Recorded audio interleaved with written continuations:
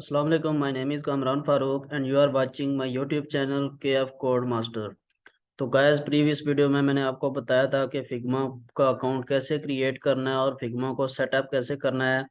तो अगर किसी ने वो मेरी वीडियो नहीं देखी तो उस वीडियो का लिंक मैं आपको इस वीडियो के डिस्क्रिप्शन में दे दूंगा। तो चलते हैं आज की वीडियो की तरफ कि आज हमने बेसिकली क्या सीखना है। तो आज हमने देखना है जो फिग्मा का इंटरफेस है वो कैसा है। सेकंड नंबर पे हमने देखना है कि उसमें टूल्स कौन कौन से हैं और उनका क्या क्या यूज़ है, वो आज हमने देखना है। तो चलते हैं हम अपने फिग्मा की तरफ।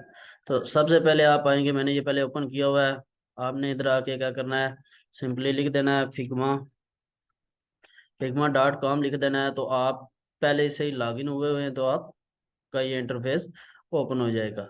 तो ये मेरा जो है कुछ इंटरफेस है, यहाँ पे कोई ड्राफ्ट में चीज़ें पड़ी हुई हैं, यानी आपने जो भी किया हुआ है, सारी जो आपकी है मीटिंग्स हैं, जो भी चीज़ें हैं वो आपकी सारी पड़ी हुई हैं। फिग्मा बेसिक्स हैं, वायर फ्रेम, यूआई किट्स है, ये पिछली वीडियो में भी हमने देखा था।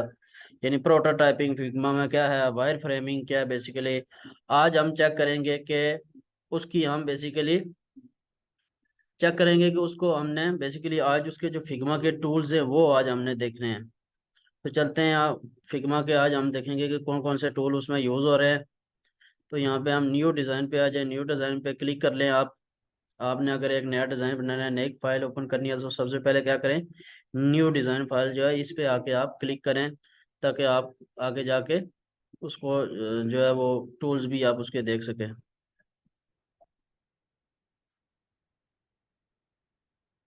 सॉरी, थोड़ा सा इंटरनेट की प्रॉब्लम हो गई है।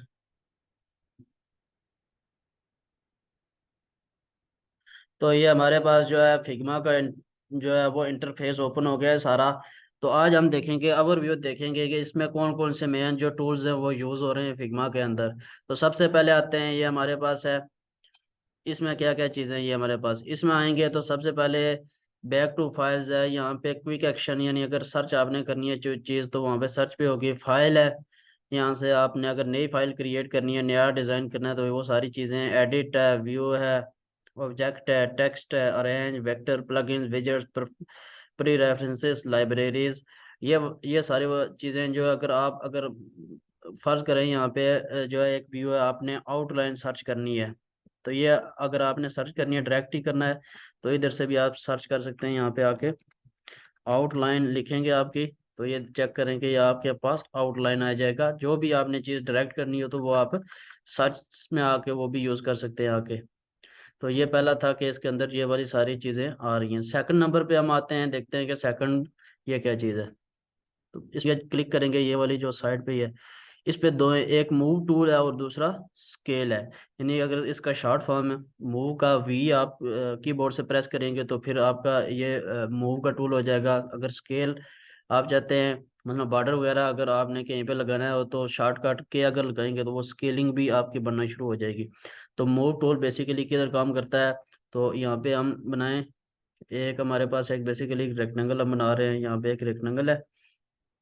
तो मूव टूल क्या करेगा, बेसिकली जो ऑब्जेक्ट आप बना रहे हैं उसको ये मूव करने के लिए यूज होता है। यहाँ पे आएंगे आप, मूव पे क्लिक करेंगे और ये इसको क्या करेगा, मूव करवाएगा। यानी अगर आपने पहले से अडोब इलस्ट्रेटर और अडोब फोटोशॉप यूज़ नहीं किया, तो आप अभी तक बिगिनर हैं, तो आपके लिए ये है कि एक एक टूल मैं आपको बता रहा हूँ कि ये किस चीज़ के लिए यूज़ हो रहा है, ताकि आप आसानी से इसको समझ सकें।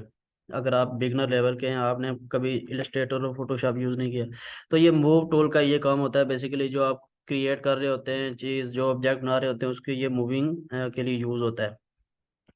नेक्स्ट पे आते हैं कि नेक्स्ट क्या होता है। यहाँ पे सबसे पहले फ्रेम्स आता है, फिर सेक्शन, फिर स्लाइड्स। हम फ्रेम को देखेंगे कि फ्रेम क्या होती है। अगर आपने अडोब अडोब इलस्ट्रेटर और फोटोशॉप यूज़ किया है, तो उसमें आपको पता होगा कि 8 बोर्ड होते हैं यूज़। लेकिन जब आप फिग्मा की बात करते हैं तो फिग्मा में फ्रेम्स आ जाते हैं सबसे पहले। यानी आप शॉर्टकट में अगर कीबोर्ड से F प्रेस करते हैं तो आपके पास फ्रेम ओपन हो जाएंगे। यहाँ से पहले हम एक इसको करते हैं फ्रेम। तो हमारे पास देखिए ये राइट साइड पे ये फ्रेम सारे ओपन हो गए। यानी आपने जो आई, ये फ़ोन का अलग है, टैबलेट का अलग है, डेस्कटॉप का अलग है, उसके अलावा presentation, watch paper, social media, Figma community, ये सारी चीज़ें आ गई हैं। अगर आपको चाहिए आईफोन 14 का, अगर आपने एक डिज़ाइन बनाना है आईफोन 14 के लिए बनाना है, आईफोन 13 के लिए बनाना है, प्रो के लिए बनाना है, तो आपके पास इस तरह के फिग्मा में पहले से ही जो डिज़ाइन होते हैं वो मौजूद होते हैं। सबसे पहले आईफोन 14 के लिए हम चेक करते हैं, अगर हमने कोई बनाना हो तो यहाँ पे ये चेक करें, ये आईफोन जो है 14 के लिए यूज़ हो रहा है।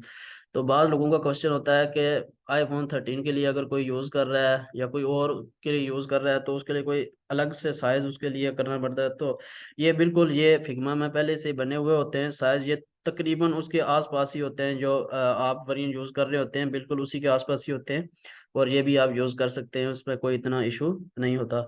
और नीचे iPhone 13 pro, iPhone 13 mini, iPhone SE, iPhone 8, ये सारे साइजेस दिए हुए हैं, आप कोई भी कर सकते हैं इसमें से जाके जिसका आपको डिज़ाइन बनाना हो। अगर आप एक टैबलेट के लिए बना रहे हैं तो टैबलेट के नीचे चेक करें iPad pro, iPad mini, iPad pro 12.9, तो ये आईपैड के लिए इस्तेमाल हो रहे हैं। डेस्कटॉप, अगर आप कोई वेबसाइट या कोई इस तरह की चीज़ बना रहे हैं डेस्कटॉप, और वो आपकी ये चेक कर लें यहाँ पे डेस्कटॉप के लिए, देखते हैं ये डेस्कटॉप पे आ गया सारा। फिर कंट्रोल एफ प्रेस करते हैं तो यानी शॉर्ट की कीबोर्ड से अगर आप एफ प्रेस भी करेंगे तो आपके पास जो है ये फ्रेम्स ओपन हो जाएंगे। शॉर्टकट ये यूज़ होता है। नीचे अगर आपने कोई प्रेजेंटेशन बनानी है तो स्लाइड्स वगैरह इस तरह की स्लाइडें भी आ जाती हैं।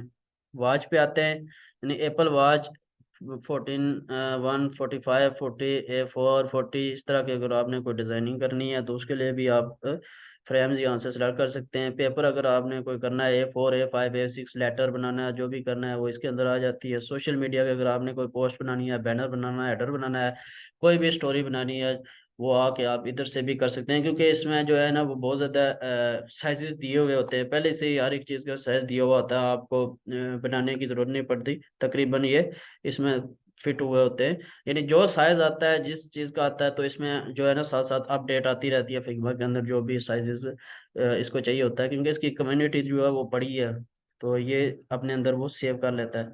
फिग्मा कम्युनिटी भी आते हैं कि प्लग इन आइकन्स का साइज है जो वो 128, 120 इतना, प्रोफाइल बैनर का भी उसने साइज दिया हुआ है, प्लग इन का भी दिया हुआ है। ये सारी चीज़ें जो है आपकी आ जाती हैं फ्रेम्स के अंदर, हमने देखा। तो ये सेक्शन और स्लाइस आगे हम इसको अभी डिटेल में पढ़ेंगे कि सेक्शंस कोई भी बनानी हो आपने सेक्शन करना है, स्लाइस अगर अगर आपने कोई चीज़ को स्लाइसिस करनी है तो वो आप स्लाइस भी यूज़ करते हैं, शॉर्टकट की उसकी एस है। तो नेक्स्ट चलते हैं कि हमारे पास नेक्स्ट कौन सा है। तो नेक्स्ट हमारे पास शेप्स आ जाती है rectangle, line, arrow, ellipse, polygon, star, place, image, video. अगर ये आपने इमेज करनी है, वीडियो करनी है, इधर से आप करेंगे। यहाँ से अगर आपने कोई रेक्टेंगल को चीज़ बनानी है तो यहाँ से आके आप इस तरह ड्रा भी कर सकते हैं इजीली। तो ये आपके पास इमेज आ गई है। इसी तरह आपने कोई एलिप्स यूज़ करनी है, कोई चीज़ बनानी है उसके लिए, तो ये इस तरह आप ड्रा कर सकते हैं आके। ये बिगनर लेवल की चीज़ें नहीं, अगर आपने पहले कोई इस तरह का जो इलस्ट्रेटर, फोटोशॉप यूज़ नहीं किया तो वो छोटी छोटी चीज़ें आपको मैं ये प्रीव्यू दे रहा हूँ, ओवरव्यू दे रहा हूँ ओवरऑल। तो उसके बाद आते हैं हम बेसिकली पॉलीगॉन, स्टार, जो भी आप है वो इधर आके आप ड्रॉप कर सकते हैं सारी चीज़ें, जो भी आप चीज़ आपको चाहिए उसके मुताबिक आप इधर आके ड्रॉप कर सकते हैं। तो ये शेप्स वगैरह हो गई। उसके बाद आ जाता है हमारा पेन टूल आ जाता है। पेन टूल जो यानी ये शेप्स वगैरह को जो है ना करने के लिए यूज़ होता है। शॉर्ट की अगर आप कीबोर्ड से पी प्रेस करें तो वो आ जाता है। पेंसिल्स है, अडोबी एक्सडी में पेंसिल्स का ऑप्शन नहीं होता, लेकिन यहाँ पे एक इन्होंने अपडेट किया है, पेंसिल भी साथ इन्होंने रखी है। जब हम डिज़ाइन करेंगे तो पेन का भी हम बता देंगे कि पेन टूल को हम कैसे यूज़ करेंगे, यानी जिन्होंने इलस्ट्रेटर यूज़ किया है तो उसमें पेन टूल उन्होंने यूज़ किया हुआ होगा। ये चीज़ है। तो नेक्स्ट आते हैं कि हमने हमारे पास टेक्स्ट है टी, यानी आपने जो अपने डिज़ाइन में जो भी हेडिंग है, सब हेडिंग है, उसके अलावा जो आपका टेक्स्ट है सारा वो आप ये सिलेक्ट करेंगे तो आपका आ जाएगा टेक्स्ट सारा। यानी अगर कीबोर्ड से टी भी प्रेस करें, शॉर्टकट टी है इसकी, तो वो आ जाएगा आपका। रिसोर्सेज है जो आपके जितने भी रिसोर्सेज हैं आप इधर से वो रिसोर्सेज भी ऐड कर सकते हैं। अगला आएगा हैंड टूल। हैंड टूल भी बेसिकली क्या करता है, जो आपकी इमेज होती है उसको ये मूव करने के लिए यूज़ होता है। ये हमारी जो है इसकी मूविंग के लिए यूज़ हो रहा है। उसके बाद आते हैं नेक्स्ट ऐड कमेंट। अगर आपने कोई कमेंट ऐड करना हो तो यहाँ से आप इसको क्लिक करें तो कमेंट भी आप ऐड कर सकते हैं, फीडबैक दे सकते हैं यहाँ से भी, वो आगे हम देखेंगे। ये वाला आपका पास है, अगर आपका ये जो फाइल है उसका नाम आपने चेंज करना है प्रोजेक्ट का, यहाँ पे हम लिखते हैं प्रोजेक्ट 2। तो हमारे पास ये नाम आ गया प्रोजेक्ट 2 का, जो कि पहले अनटाइटल था। ड्राफ्ट में ये ऑटोमेटिकली सेव ही हो जाता है सारा।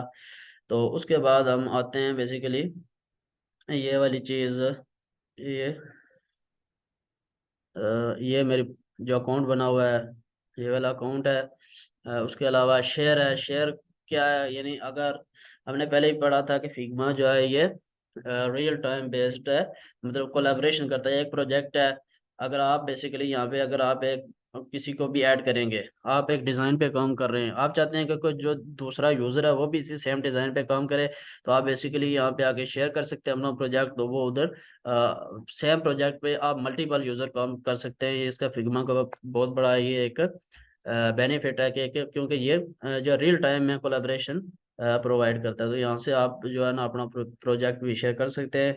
उसके अलावा आ जाता है प्रेजेंट, यानी XD में अगर आप बात करें तो जब हम कोई भी डिज़ाइन बनाते थे, प्रोटोटाइप बनाते थे, तो हम उधर रन का एक आता था ऑप्शन, उधर क्लिक करते थे तो हमारे पास वो प्रोटोटाइपिंग की आ जाती थी। यहाँ पे जो है ये प्रेजेंट का है, आप प्रेजेंट भी कर सकते हैं यहाँ से। उसके बाद आ जाता है आपका जूम, यानी zoom in, zoom out, zoom two फिर, जूम टू। अगर कोई चीज़ आपने जूम करनी है तो आप इधर आके जूम इन या जूम ऑन, या आप कंट्रोल प्लस प्लस और control plus minus. Control plus plus आप जब करेंगे, यानी ये आपकी चीज़ जूम हो गई है। अगर आपको जूम इन करना है तो आप कंट्रोल प्लस माइनस करेंगे तो वो आपकी जूम आउट होती जाएगी, जो इधर शार्ट की जो है ना प्रोवाइड की हुई है हमारे पास। जूम टू फिट, नीचे सारी हैं आउटलाइंस। जब हम काम करेंगे तो एक एक चीज़ पे बेसिकली सारी हम चीज़ों पे काम करते रहेंगे साथ साथ। वो बेसिकली ये एक ओवरव्यू दे रहा हूँ इसका, जो टूल्स का ये एक ओवरव्यू है। तो इसके अलावा इधर आते हैं तो ये हमें लेयर्स, एसर्ट्स और पेज दिखाई दे रहे हैं, ये वाली चीज़ें हमें। तो लेयर्स क्या, बेसिकली आपकी लेयर्स क्या होती हैं? लेयर्स बेसिकली ये होती हैं कि आप जो इधर डिज़ाइनिंग कर रहे होते हैं, फर्ज करें कि मैंने एक बनाया, ये बनाया, एक बनाया रेक्टेंगल, तो ये देखें ये एक आ गई, ये एक लेयर आएगी, लेयर आ गई। अगर आपने इस लेयर को लॉक करना हो तो ये जो है वो लॉक हो गई, यानी आप इसको कहीं पे भी मूव नहीं कर सकते। ये आपकी जो ये वाली है, ये लॉक हो गई है। अनलॉक करेंगे तो इसको आप मूव कर सकते हैं, इधर उधर मूव भी हो सकता है। इसके अलावा ये जो है आई आइकन बना हुआ है, इसको करेंगे तो ये यहाँ से गायब हो जाएगा, इसको दोबारा करेंगे तो ये दोबारा आ जाएगा। इसी तरह जो जो भी आप चीज़ें बनाते जाएंगे वो इस तरह लेयर्स में आपकी आती जाएंगे, साथ साथ नीचे आती जाएंगे। आगे चलते हैं एसेट की तरफ चलते हैं। एसेट के अंदर क्या होती है? बेसिकली एसेट के अंदर चीज़ें जो है वो इंपॉर्टेंट होती हैं, कंपोनेंट्स हैं, और उसके अलावा जो आपकी लाइब्रेरीज हैं। यानी आप जब बहुत बड़े प्रोजेक्ट पे काम कर रहे हो, वहाँ पे ये कंपोनेंट जो है ये फिग्मा में बहुत ही ज़्यादा इंपॉर्टेंट है।